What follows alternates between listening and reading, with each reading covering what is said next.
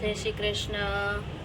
જો અમારે કાનાજીને મસ્ત કેસરિયા બાકા પહેરાયા છે. ગુડ મોર્નિંગ, જય શ્રી કૃષ્ણ, જય સ્વામિનારાયણ, જય જિનેન્દ્ર અને Sitaram. Welcome to our new blog. જો શનિવાર છે અને કામ પતાવી નવરા થઈ ગયા છીએ અને તો અમારા મમ્મી છે ને આવી ગયા છે પૂજા કરી ઘરે. અને બનાવવાનું છે આજે લંચમાં પરવરનું ભરેલું શાક. જય શ્રી કૃષ્ણ મમ્મી. જય શ્રી કૃષ્ણ. ભરેલું શાક. આવો બધા પરવરનું શાક ખાવા. એ વાત તો મમ્મી ખોટી પડે. આપણે બ્લોગ કાલે મૂકીએ ગેસ પૂરું થઈ જાય. હા, એટલે એ વાત ખોટી પડે, પણ રેસીપી આપીએ તો તમે ટ્રાય કરી શકો છો મમ્મીના રીતે, બરાબર ને? પરવરને છાલ ઉતારી જે આવી રીતે કટ કરી દીધા છે. અને મસાલામાં શું શું લીધું? સિંગ છે, ગાંઠિયાનો ભૂકો છે, આદુ છે, લસણ છે, મરચાં અને ગોળ નાખવાનો ને મમ્મી? હા, ગોળ જીરું, ગોળ અને લીંબુ. લીંબુ. ઓકે, મસાલો થાય. મસાલો થાય એટલે તમને બતાવીએ પાછું. આટલી વસ્તુ પીસી લેવાની છે. પછી એમાં મરચું, ધાણા જીરું, હળદર અને ગોળ અને લીંબુ એટલી વસ્તુ પછી નાખવાની. પહેલાં આટલું ક્રશ કરી દેવાનું. જો અમારો છે ને મસાલો જે ભરવાનો છે ને એ રેડી છે. અને હવે આવી રીતે પરવર ભરી દેવાના બધા. હા, કારેલાની જેમ. પરવર ખાવામાં બહુ સારા. બહુ સારા. પરવર ખાવા માટે બહુ જ સારા. મને એમનામાં ભાવે એવું નહીં, પણ ભરેલું મમ્મી બનાવે છે ને તો સારું લાગે છે. પહેલાં મેં ક્યારે ભરેલું નહોતું ખાધું, એ વખત ખાધું તો સારું લાગે છે. અને થોડુંક આપણે શાક ને રોટલી કે શાક ને રોટલા ખાવા હોય ને તોય ચાલે એમ. એટલે અમે પરવરનું શાક ભરીને બનાવીએ. બધા પરવર આવી રીતે ભરી દેવાના છે, પછી વઘારવાના. વઘાર માટે તેલ મૂકી દીધું છે. પરવર ભરાઈ ગયા છે, ટમેટું સમારાય છે અને મમ્મી અમારા કપડાં ચેન્જ કરીને આવી ગયા છે. ગરમીના સાડી પહેરીને જાય પણ ગરમી થાય ને એટલે પછી ઘરે આવીને બાર દેશ વાળા ઠંડી મોકલો થોડીક કઈ કા. સાચી. બાર દેશ વાળા થોડીક ઠંડી આવવા જોઈએ. હા, મમ્મી એવું કહે છે કે બહાર ત્યાં ઠંડી હોય ને, લંડન, અમેરિકા, પછી હા જ્યાં પણ ઠંડી હોય ને તે થોડી ઠંડી આવવા દો એમ કે છે. એમાં આવતી હોય તો શું જોઈએ? તો આપણે ગરમી મોકલી દઈએ. આપણે કુરિયરમાં બીજી બધી વસ્તુ મોકલે છે ને, ઠંડી મોકલી, થોડી ઠંડી લઈ લેવાય ને અહીંથી થોડી ગરમી મોકલી દેવાય તો થાય. જો પેલા રાઈ વઘારમાં રાઈ નાખી છે. રાઈ, જીરું અને હિંગ. અને પછી પરવર.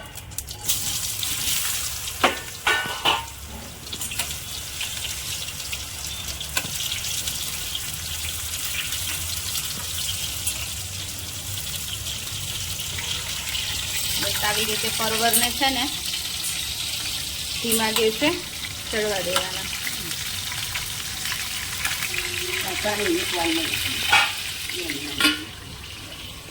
બસ ધીમો ગેસ રાખીને આવી રીતે ઉપર ડીશ નાખી થોડી વાર ચડવા દેવાના એમના. જો મસાલો છે ને થોડો રાખ્યો છે ને અહીંયા ચડી જાય ને પછી એ નાખવાનો, એટલે ગ્રેવી જેવું થઈ જાય મસ્ત. એટલે વચ્ચે વચ્ચે છે ને જોતું રહેવાનું. ચડી ગયા છે મમ્મી પરવર તો. ચડી ગયા એટલે થોડાક વાર છે, હજી આપણે ટમેટા ને એવું ચડશે ને ત્યાં સુધીમાં થઈ જશે. પછી જો આ થોડાક ચડી જાય ને પછી ટમેટા નાખવાના. હલાઈ નાખવું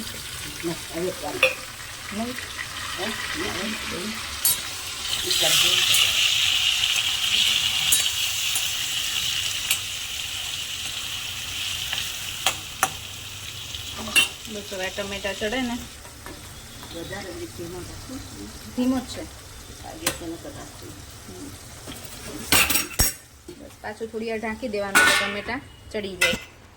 જો ટમેટા ચડી ગયા ને પછી આ જે મસાલો હતો ને એ નાખી દેવાનો. અને હવે થોડુંક ગરમ પાણી, તમે ગરમ પાણી કરીને થોડું નાખી દેવાનું એટલે રસો કરી દેવાનો અને મસ્ત ગ્રેવી વાળું એમ કેમ મસાલા વાળું સરસ શાક થઈ જાય.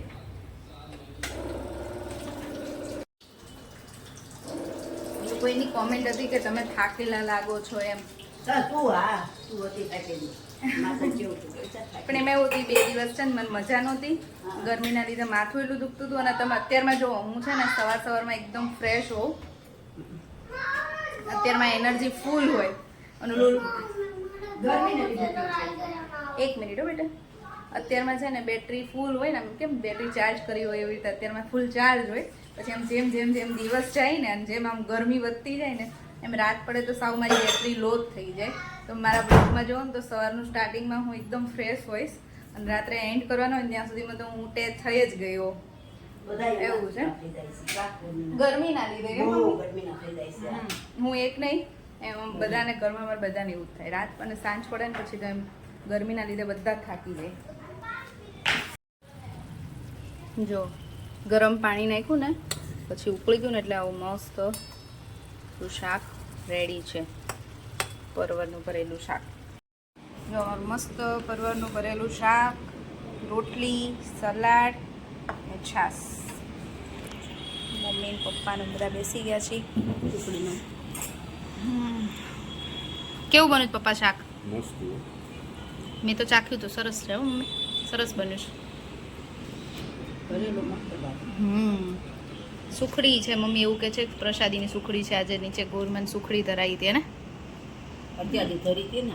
હા.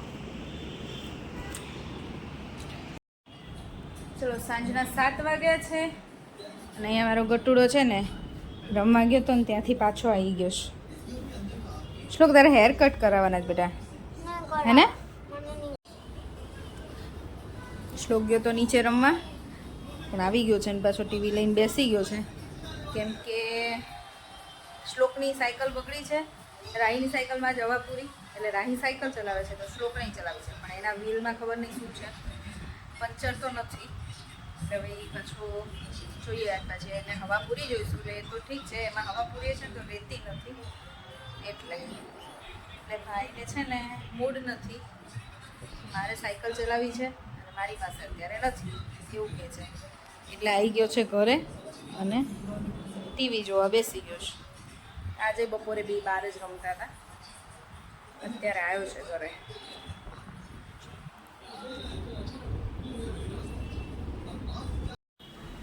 સાંજના 7:30 થયા છે. તમારા ડિનર બનવાનું સ્ટાર્ટ થઈ ગયું છે. મેં આજે છે ને પહેલાં ભાખરી કરી નાખી ગરમીમાં અને દાળ બફાઈ છે. હજી મિક્સ દાળ બનાવી છે ને તો એટલે દાળ બાફવા મૂકી છે. અને હવે ઊભી થઈ, ગરમી થઈ છે ને તો ભાખરી બનાવી જ દઉં. ચલો અમારી ભાખરી તો અમારી બની ગઈ છે. દાળ બફાઈ જાય એટલે વઘારી દઈએ.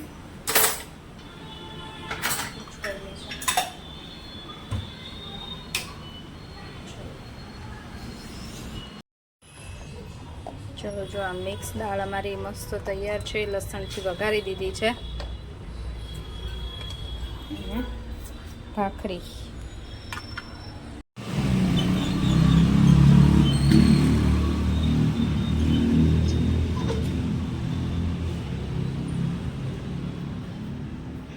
ચલો ડિનર કરીને બધું કામ પતાવીને તો ફ્રી થઈ ગઈ છું, પણ કેવું હજી નથી આવ્યા એટલે કેવુંનો વેઇટ કરું છું. અમારું બધાનું જમવાનું પતી ગયું અને કામે પતી ગયું. કેવીના જ લેટ થાય એમ હતું ને એટલે કે તમે લોકો જમીન ફ્રી થઈ જજો, મોડું થશે.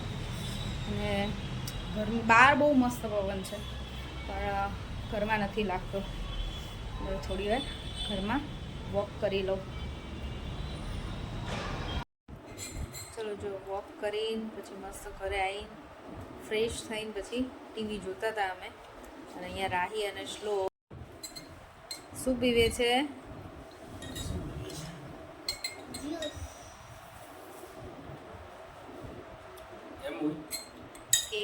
છે કેવી રોઝ ફ્લેવર લીધો છે અને રાહી એન્ડ શ્લોકે બ્લેક કરે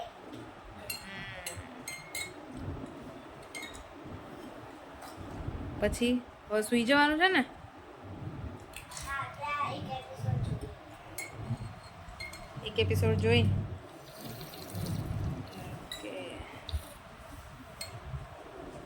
ઓકે ચલો આજનો વિડીયો અહીંયા જ પૂરો કરીશું ફરીથી મળીશું કાલ નવા વિડીયો સાથે ત્યાં સુધી બાય બાય ગુડ નાઇટ જય શ્રી કૃષ્ણ અને જો વિડીયો ગમ્યો હોય તો લાઈક શેર એન્ડ સબસ્ક્રાઈબ કરી દેજો